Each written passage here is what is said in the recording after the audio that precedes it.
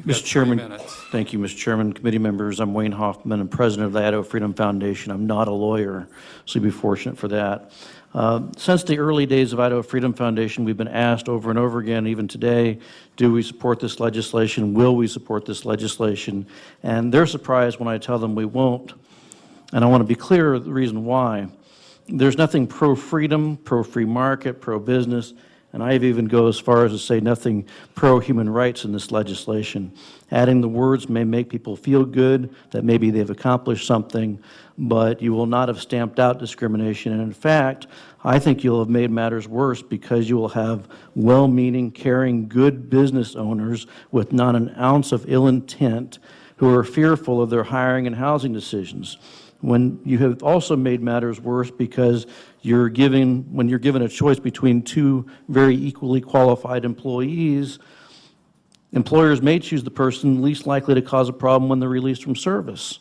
And that's just a fact of life. People make those decisions when they have to meet a payroll, when they have to figure out who they're going to hire and who they're not going to hire.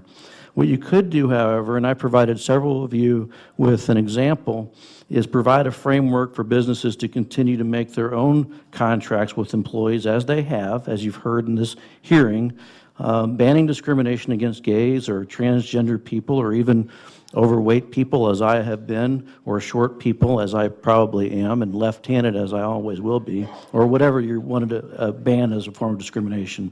If you don't pass HB 2, this discussion of discrimination and how to stamp it out will continue to happen, and it will happen in the private sector. And it will be a dynamic, organic discussion. Imagine a people-driven free market approach that engages the whole state in a fight against discrimination. One in which people are telegraphing their intentions not to discriminate against people who walk through the doors. They'll say to them as part of their employment hiring process, we don't discriminate against gay people, or we don't discriminate against overweight people, or we don't discriminate against Jewish people, which I happen to be. Furthermore, businesses can respond to this ever-growing area on their own. You'll remember, maybe some of you won't, back in 1999 when this issue first came up, the language that was inserted in the bill was sexual orientation. The words gender identity never even was put into statute or put into proposed bill until 2008. This is an evolving area that can be addressed by the free market. And I'd ask you, which is better, a centralized ruling from this body or a legislative mandate of some kind against discrimination?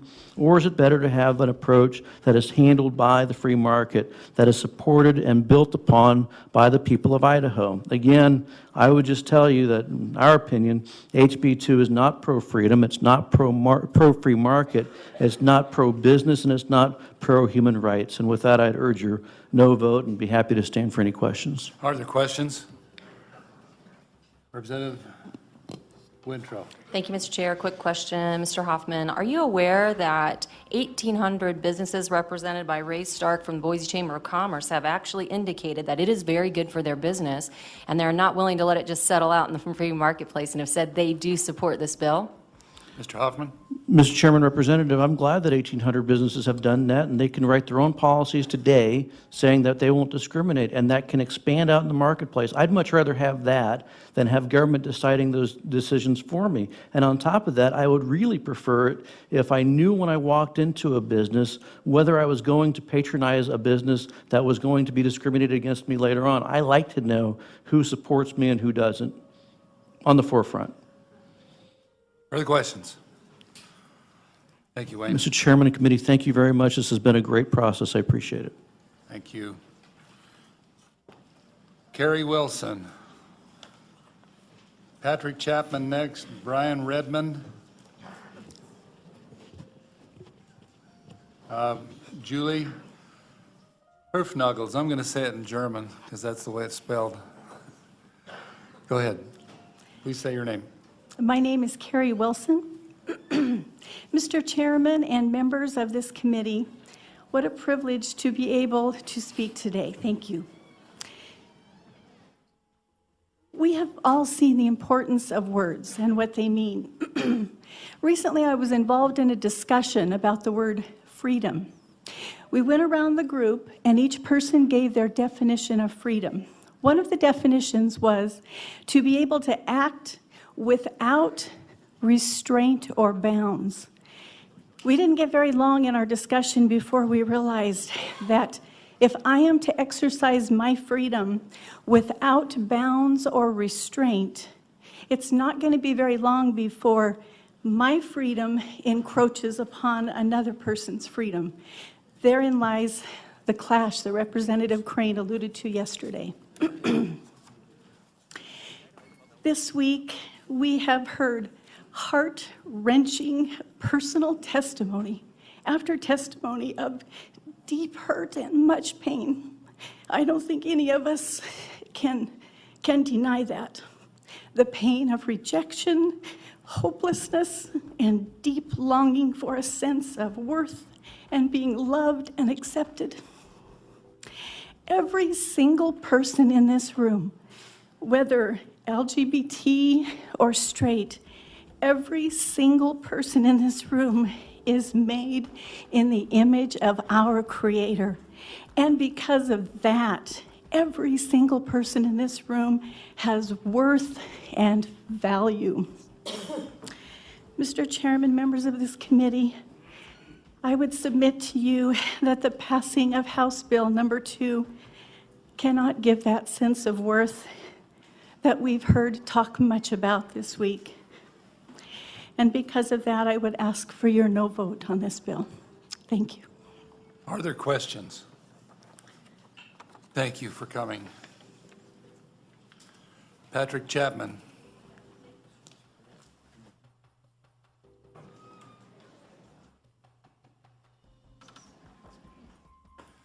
Brian Redmond.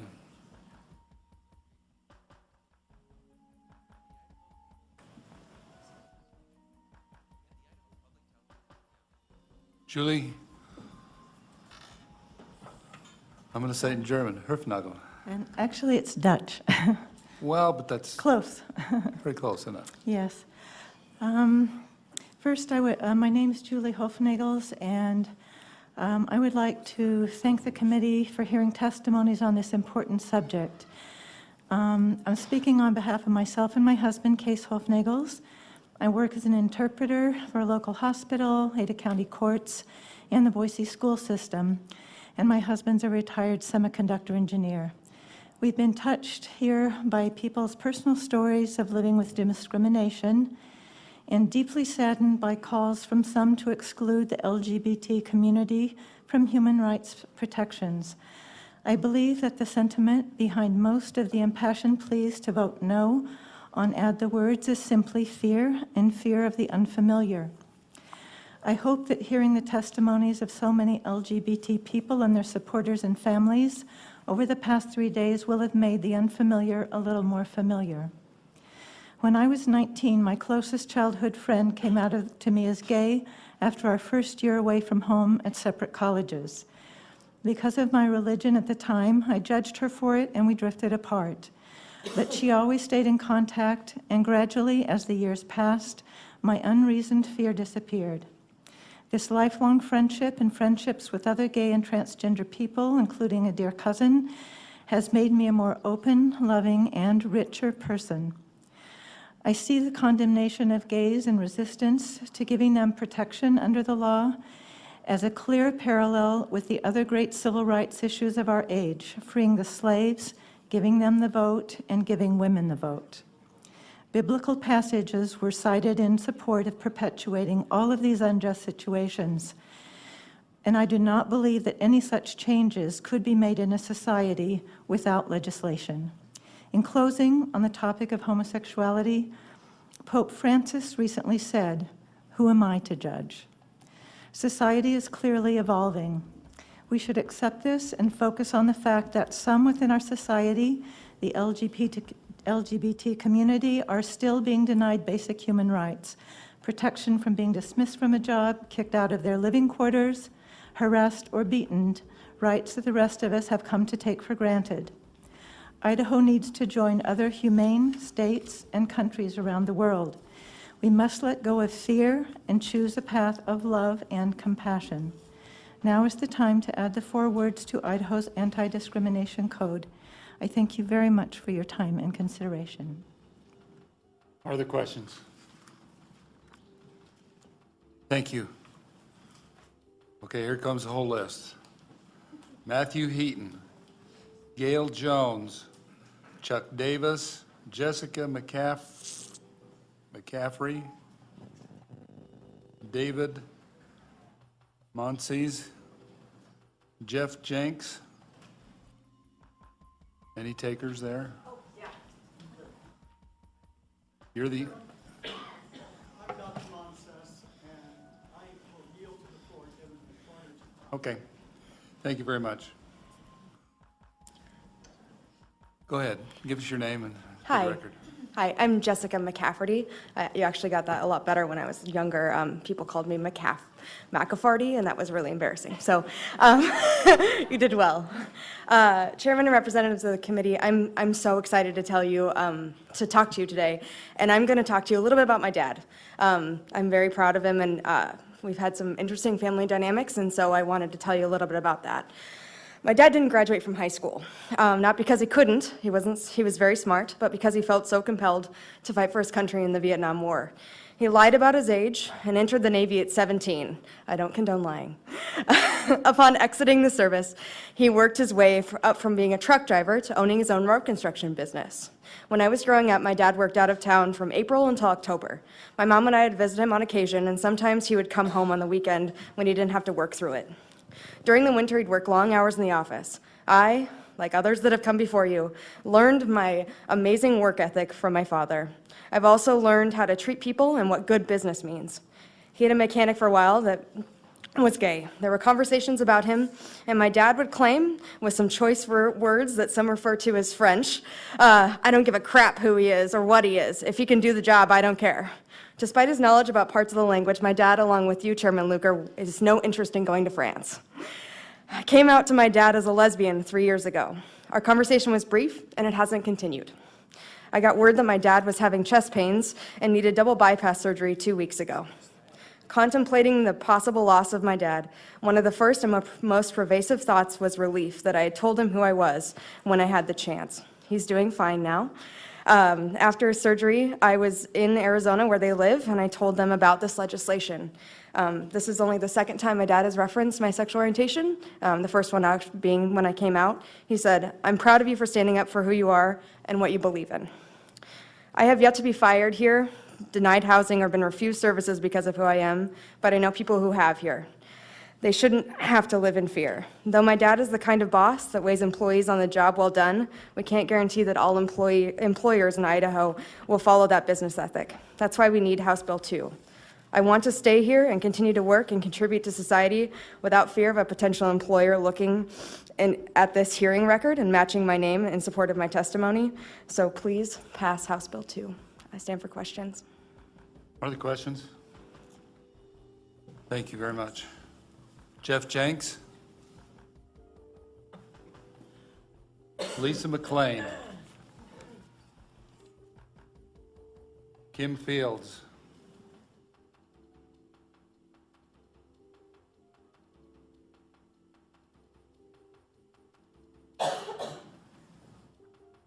Jean Baye?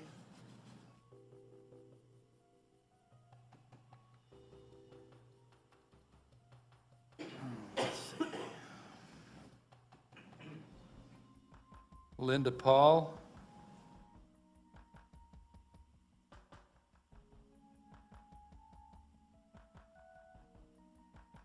Nicole LaFavor?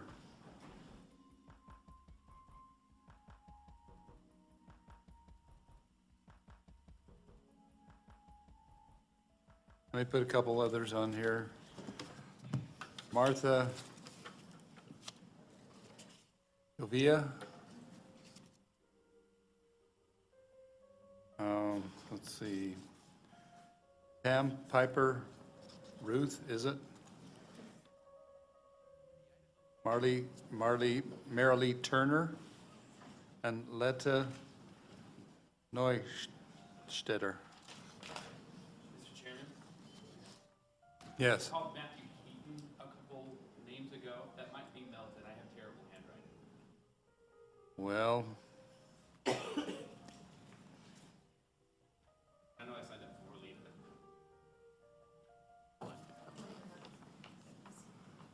Says Matthew Heaton here. Is that you? It might be, like I said, my last name is Melton, but I do have awful handwriting. Okay, well, you're probably right. Melton, come on up. Come on up and testify next after these folks.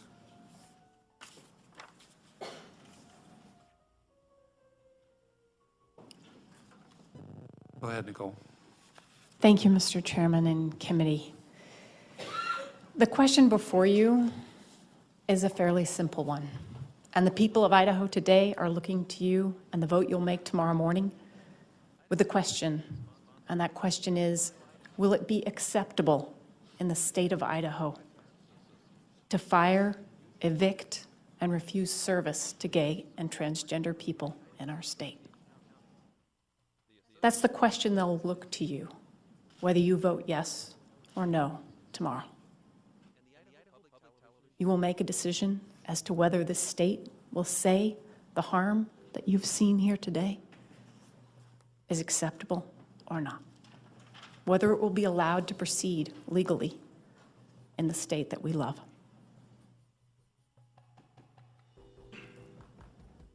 I ask you, when you make that vote, that you remember the stories of the people who have struggled in this state to work hard, to be judged by their work performance and their qualifications, and to live on with some hope that the world become a better place for them, a place where they can grow up and aspire to be who they dream every possibility is available to them.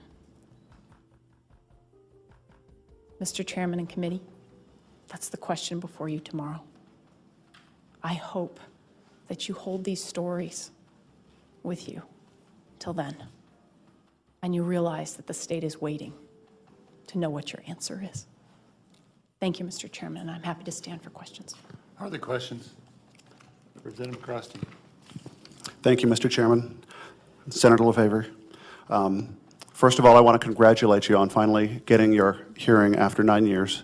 And my question for you is, because you were part of what the force that tried to get this initiated some 9 years ago, and could you tell this body what it was that made you decide to bring forth legislation like this? I don't know if you can imagine what it's like to be the state's first openly gay elected official. I was the first gay person a lot of my colleagues thought they had ever met. Obviously, all of you know now in the conversations that happened over these last couple of years that you may have gay family members of your own or friends, but when I was first elected, many people didn't think they'd ever met anyone gay.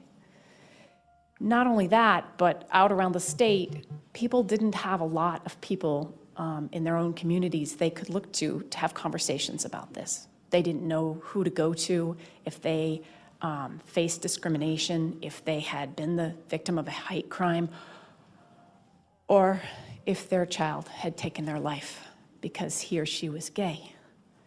And so when I was elected, I started to get phone calls.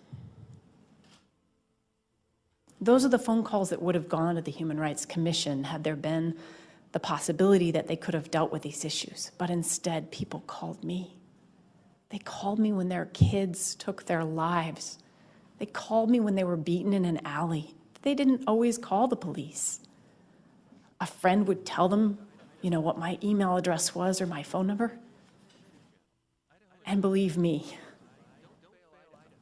after 8 years of that, and trying in every way to get all of you to help me do something about this, I knew it wasn't an option just to do nothing. So, Mr. Chairman and committee, I stand before you having tried with every fiber of my being to help you see why this matters, and that real people are on the other end of this, and that balance between religious freedom and our lives is one that only you in your hearts can find the truth for. Our laws have had to balance that question in the issues of race and disability and religion over and over and over again, and it is the exact same question. And we have struggled as a state to put in law everything we know how to put to balance that correctly. The inclusion of gay and transgender people is no different than the inclusion of other groups. It's the same question that they grappled with. And I hope tomorrow you will just vote to see a way to include us in this very same law.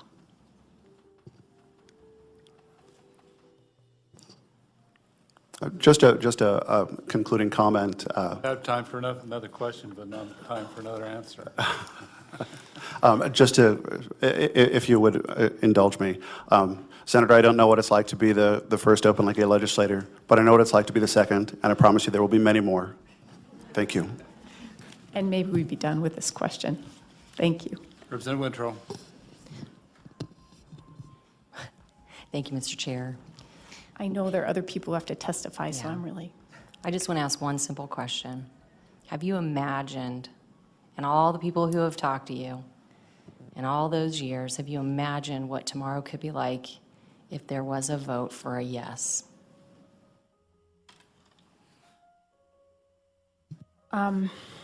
Representative Wintrow, I think that there would be a lot of people who would go to work the next day with less fear. There would be a lot of young people who would be contemplating taking their lives who might have more hope. And I think you've seen beautiful people, and I think we all hope that for them. So thank you. Thank you, Mr. Chair.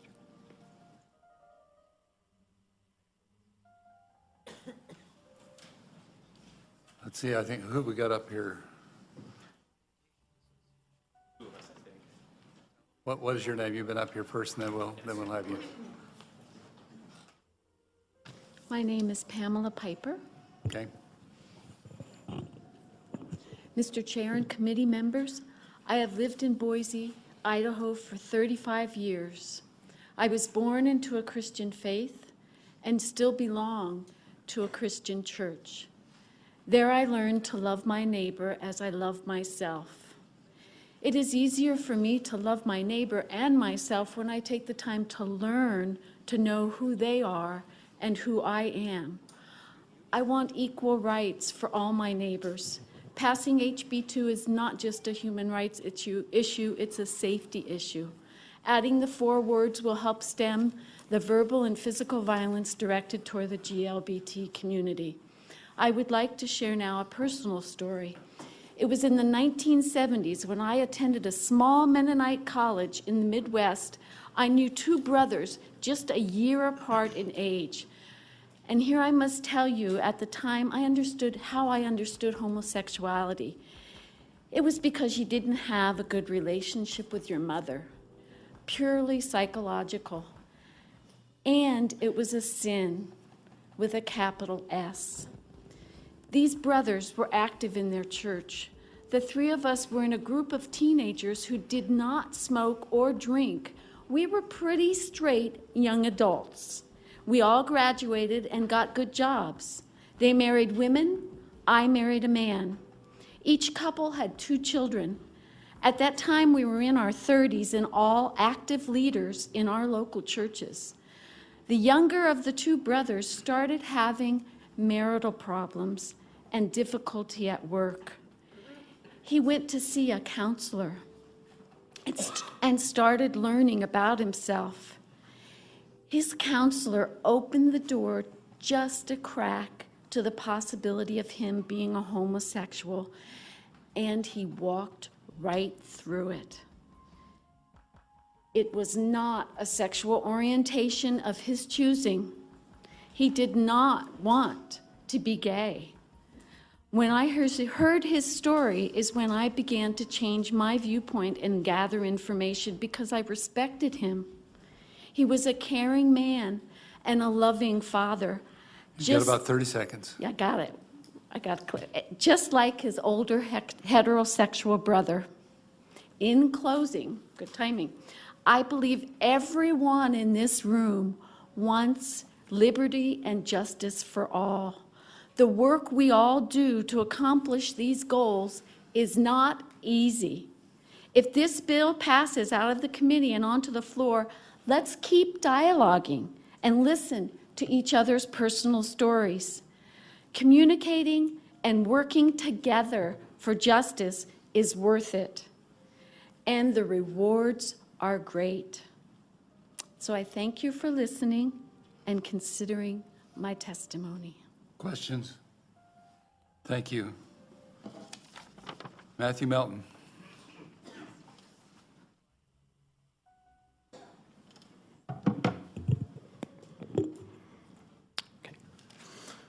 Good afternoon, Mr. Chairman and members of the committee. My name is Matthew Melton. Sorry about the handwriting. I live in District 17 here in Boise. I stand before you today representing myself as a private citizen, as a straight ally, and in favor of moving House Bill 2 to the House floor for consideration. I'd like my testimony this afternoon to stand as a reminder to each one of us present and watching elsewhere that the things that unite us as a community and as a state are greater in number and weight than the things that divide us. We've heard a lot of divisive testimony over the past 3 days, and I think that's an important reminder. It's in this vein I'd like to highlight the ways people on either side of this issue can find some common ground. I've heard this bill decried as wasteful overreach on the behalf of this legislature, that the, quote, heavy hand of government has no place dictating behavior the free market would theoretically govern on its own without regulation. I've read Milton Friedman too. I prefer Dworkin myself, but I've heard the word hope used in this context quite a bit, that business owners would hopefully see the error of their ways, that hopefully refusing to do business with our gay and trans brothers and sisters would be corrected and the free market as unprofitable, that hopefully employers would do the right thing when it comes to the hiring, firing of our gay and trans neighbors without government interference. We find ourselves in complete agreement here. We all hope for a life free of fear, of discrimination, of harassment, of harm to ourselves, our property, and our families. We hope for a brighter, better tomorrow for our children. But without a clear avenue of legal recourse laid down by law and outlined clearly in the Idaho Human Rights Act, what hope are we offering our gay and trans neighbors? Over the past 3 days, you've heard testimony of violence and hatred, exile and self-loathing. Read the statistics and hear the stories of suicide and suicidal thoughts in the gay and trans community. How can we hear those things and know those stories and say the free market is sufficient protection? Empirically, there is no sign of hope. And when hope is all you have to defend yourself, you have nothing. Now, legal counsel representing business in other cities and states have testified to the onerous nature of litigation pursuant to similar litigation or legislations and ordinances, that those laws open up small businesses and courts and governments to excessive and costly litigation. Again, we find ourselves in complete agreement. Lengthy court battles and expensive legal fees are a two-way street, not only a hazard of the employer, but the employed, the landlord and the renter, the school and the student. The last thing anyone wants is to spend 7+ years in a courtroom, but the ability to have your grievances addressed in a court of law is a central theme in the Bill of Rights, and it is a right that should be extended to all citizens of this republic, however lengthy or inconvenient it might be. If the affirmation of those rights can offer hope to the hopeless and a voice to the voiceless, if it can stay the hand of even one single gay and transgender person who is considering taking their own life prematurely, at what point do you say the cost of that is too high, that the specter of costly litigation is enough to continue to allow discrimination and fear to rule the day, that the bottom line is more important or worth more than the value of human life? Thank you. Lastly, a man spoke yesterday in opposition of this bill, equating the gay and trans human rights movement to a camel out in the cold desert night, moving slowly into the tent for warmth until eventually it muscled the occupant out entirely. Mr. Chairman, members of this body, I reject as false the notion that the tent of equal protection under the law is so small and limited that we cannot all fit under it, or that the inclusion of one comes at the expense of another. I also reject as false the notion that it is not only defensible, but ethically and politically preferable to leave the camel out in the cold to fend for itself without any protection whatsoever. These are people, remember, not animals, not camels, and as a Christian and as a human being, I personally don't believe anyone should be left out in the cold, and that is why I urge you to consider House Bill 2 for the floor. And I'd like to open myself up for questions. Questions? Thank you. Thank you.